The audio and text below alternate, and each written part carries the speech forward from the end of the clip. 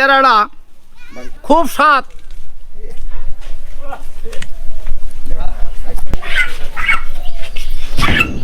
মুরগি নিয়ে আসলাম। কি করবেন?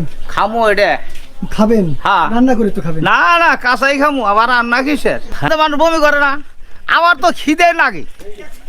এগর কই বমি করস কে? বমি করলে আমাকে আমি খাই বলাই। আজ থেকে প্রায় 14-15 বছর আগের কথা। হ্যাঁ। তখন কিন্তু উনাকে নিয়ে পেপারিং হয়েছে। একবার সুস্থ মানুষ। খুব সত্য।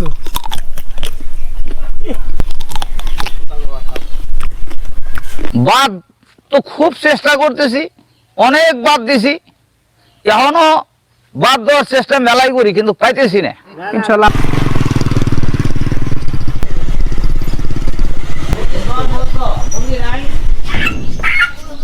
মুরগি নিয়ে আসলাম। কি করবেন?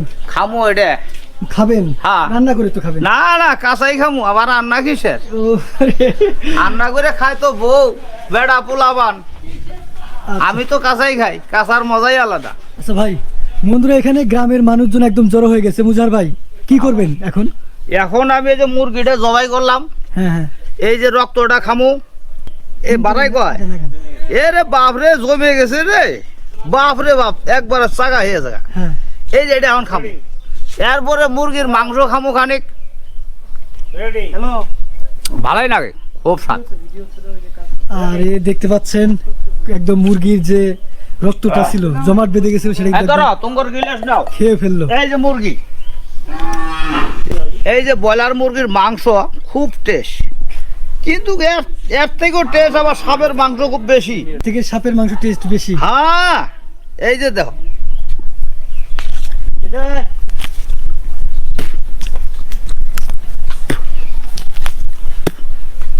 কাঁচা মুরগি সে কিন্তু একদম কামড়ে সিলিয়ে খেয়ে ফেলতেছে।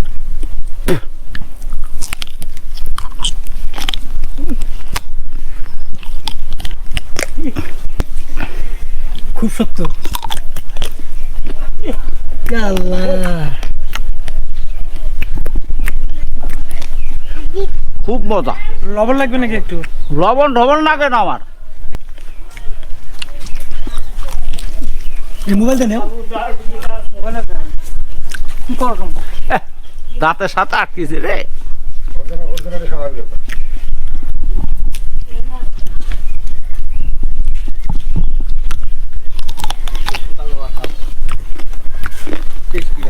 আচ্ছা, এই যে কুকুর দেখতে পাচ্ছি, কুকুরের মাংস খাইছেন কি? মেলা খাইছি আগে, এখন খাই না, বাদ দিছি। আচ্ছা, আপনি যে রান্না করে খান, রান্না করে তো খান, রান্নাটা ভালো লাগে না এই যে কাঁচাটা ভালো লাগে? এরই স্বাদ বেশি।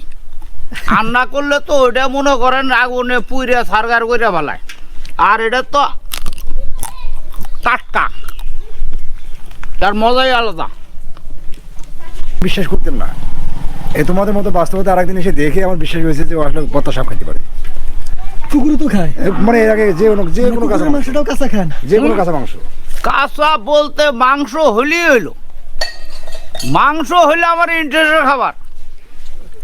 তাতে কি হয় হোক, এটা দেখার বিষয় নাই। মাংস এটা চেরা, এটা কয় মাটির নিচের চেরা। এই চেরাটা খুব স্বাদের জিনিস। এই যে মাটিগুলো ফালাই দিলাম, এর ভিতরে কিন্তু দুধ আছে। না, চেরার ভিতরে দুধ? হ্যাঁ, দুধ। এটা খুব ভিটামিন। এই যে বাইরে দেন, এই যে মাটিগুলো হাইকে ফলাইলো, এই যে শেষ। এখন এই জিনিসটা যদি আপনারা খান, এর মজাই আলাদা, খুব স্বাদের জিনিস। হলো পানি আনো, খাবো। ও গেলেছো, তাহলে পানি আনো। এই যে এটা কিন্তু এই যে নতার মতো, কচুর নতা খাও নাই কোনোদিন? হ্যাঁ হ্যাঁ হ্যাঁ, ঢেঁড়স ভাজা খাইছ? হ্যাঁ। এটা কিন্তু নতার মতো পিছলে খুব স্বাদ।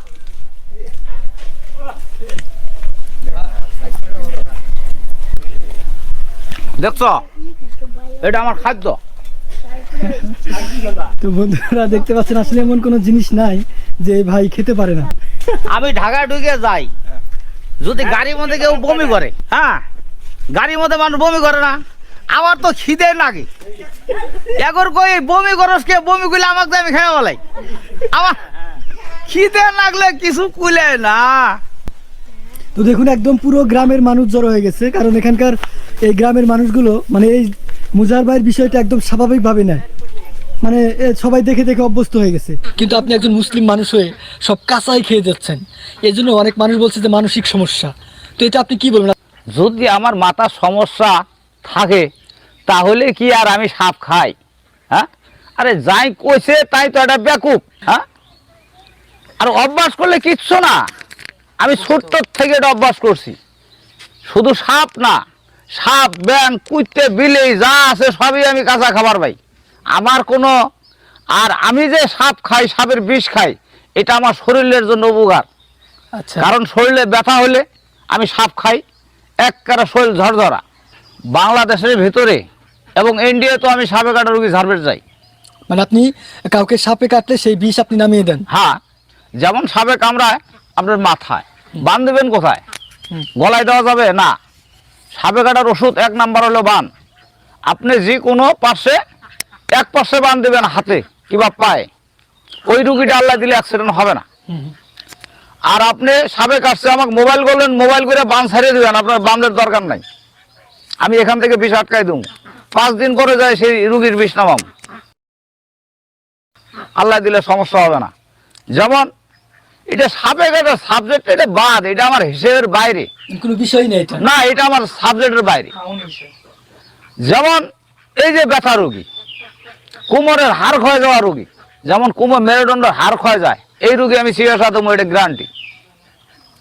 আর কি শুনবেন আমার আচ্ছা, কাছে? যাই হোক, মুজাহার ভাই হচ্ছে বলতে চাচ্ছে, উনি কিন্তু আমি আসার পথে অনেক মানুষজনের কাছে শুনলাম উনি অরিজিনালি একজন ভালো মানুষ।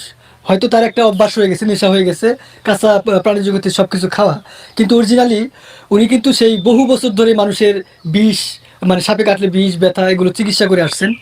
আর আশেপাশের সব মানুষের কাছে শুনলাম উনি একজন ভালো মনের মানুষ। এই পেপারটা অনেক আগের। হ্যাঁ, আমি মনে করেন সাংবাদিকেরা আসছিল আমার কাছে বলদিয়া বাজারে, হ্যাঁ, হ্যাঁ। সেদিন আমার কাছে জীবিত সাপ ছিল না, এবং কোনো সাপুরিয়ার কাছে যে মোবাইল করবো সেও বুদ্ধি আমার আসছিল না।